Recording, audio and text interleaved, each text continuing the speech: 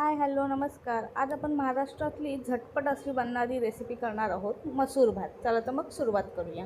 इथे मी कुकरमध्ये तेल टाकून त्यामध्ये तमालपत्र आणि जिरं टाकून फोडणी दिली आहे. त्याचबरोबर कांदा टाकून घेतलेला आहे.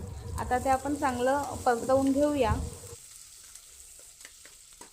छान असं परतवून झाल्यानंतर मीठ टाकून घेऊया आणि परत परतवूया थोडं.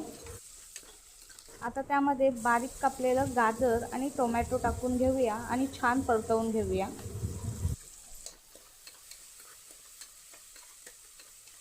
मस्त असं तेल सुटेपर्यंत चांगलं परतवून घ्यायचं आहे. आता त्यामध्ये सुके मसाले टाकून घ्यायचे. गरम मसाला, तिखट मसाला, धनिया जिरा पावडर, हळद आणि अगदी थोडासा काळा मसाला. आता आपण सर्व मसाले छान एकजीव करून घेऊयात. आता इथे मिरची, लसूण, आल्याचा ठेचा टाकलेला आहे. तेही चांगलं मिक्स करून घ्यायचं आहे. आता इथे मी मसूर टाकून घेत आहे. बरं, हे मसूर मी आधी थोडा वेळ भिजत ठेवले होते.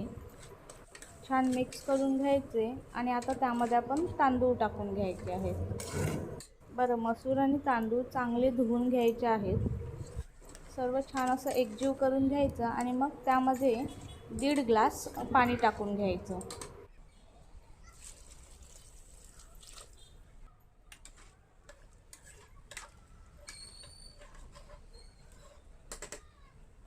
त्यावर थोडीशी कोथिंबीर टाकून घ्यायची आवडीनुसार.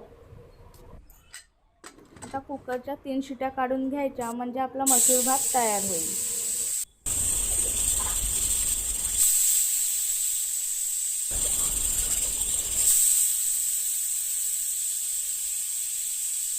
चला, इथे 3 शिट्या झालेल्या आहेत. बघूया आपला मसूर भात तयार झाला का. मस्त छान असा मसूर भात तयार आहे. तुम्हाला ही रेसिपी कशी वाटली नक्की सांगा आणि सबस्क्राईब केलं नसेल तर प्लीज सबस्क्राईब करा आणि शेअर करा.